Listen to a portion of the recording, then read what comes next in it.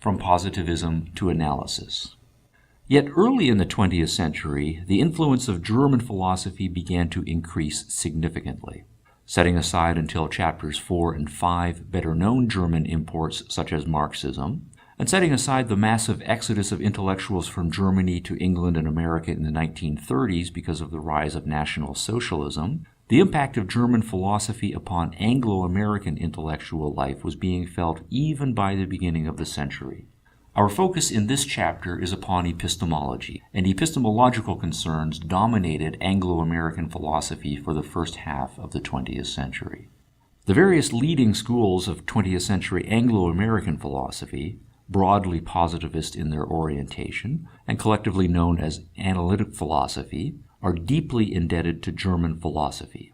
As philosopher Michael Dummett has written, quote, "The sources of analytic philosophy were in the writings of philosophers who wrote principally or exclusively in the German language," unquote. Analytic philosophy is not, however, a variant on Hegelian speculative or Husserlian phenomenological philosophy, although Bertrand Russell was a Hegelian and a partial Kantian early in his career, and Gilbert Ryle was an early exponent of Husserl's approach. Analytic philosophy developed out of 19th century positivism. Positivism was developed in the 19th century by scientists with a strong philosophical bent and by philosophers strongly impressed with science. The philosophical framework that they operated within drew heavily upon Hume's nominalist and skeptical empiricism and upon Kant's epistemology.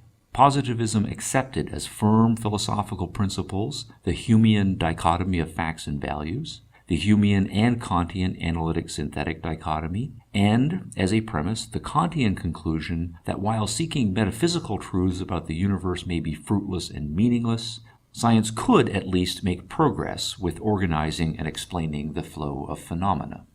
In the second half of the century, positivism was given further impetus and a new direction by innovations in logic and the foundations of mathematics, developed primarily by the German mathematicians Gottlob Frege, Richard Dedekind, David Hilbert, and Georg Cantor. To the extent that these mathematicians were philosophical, they offered Platonic and Kantian interpretations of mathematics.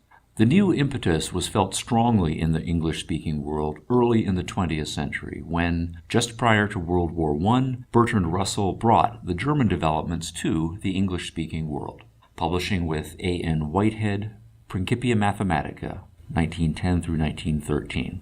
Russell's work on logic and the philosophy of logic was in turn one of the streams that fed into the creation of the logical positivist school.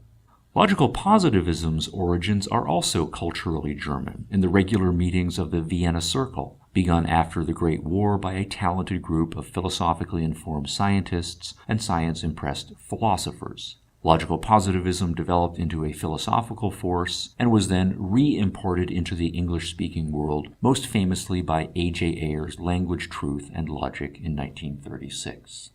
While initially motivated to uphold reason, logic, and science, positivism's and analysis's internal developments led to their core commitments becoming hollowed out and their consequent collapse.